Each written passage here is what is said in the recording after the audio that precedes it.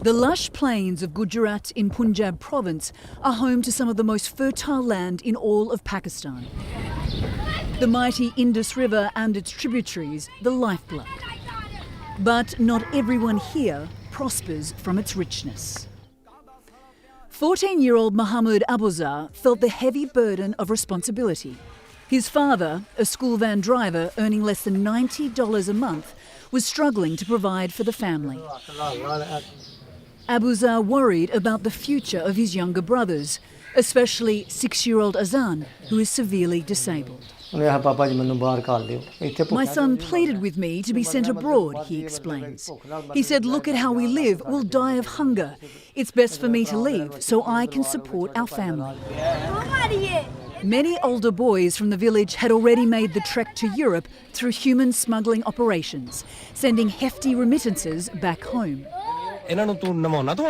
Abuzar's uncle had decided to go, and the teenager knew this was his chance.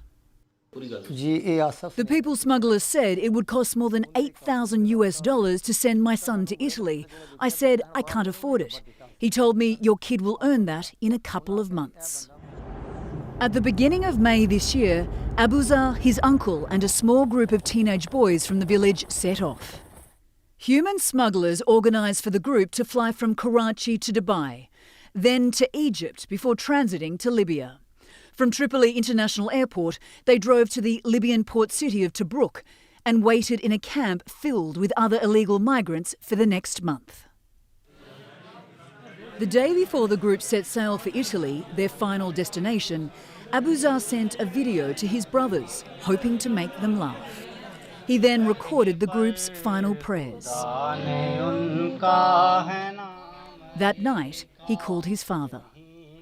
My son was really happy. He said, don't worry, Dad, it will be okay. We'll have life jackets. It's a big boat.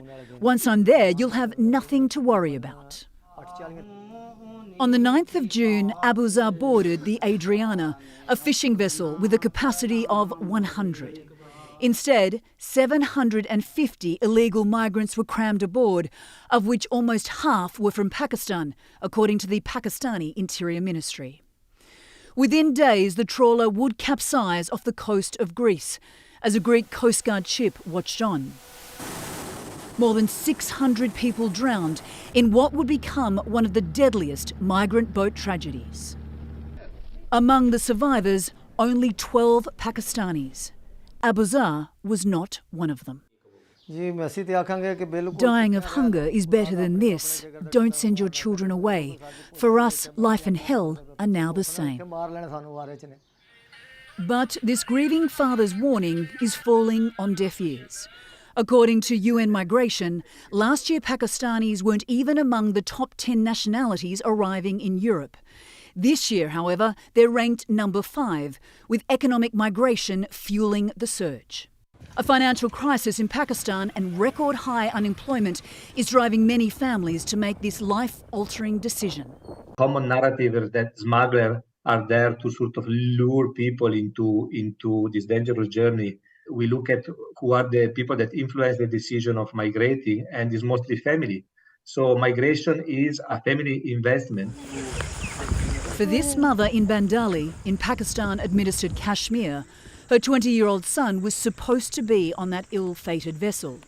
She says the human traffickers disembarked him because of overcrowding. He's now waiting for the next boat. I asked him to come home, but he won't, she explains. He wants to go to Europe like other boys from our village. I pray that he makes it. Anna Corrin, CNN, Hong Kong.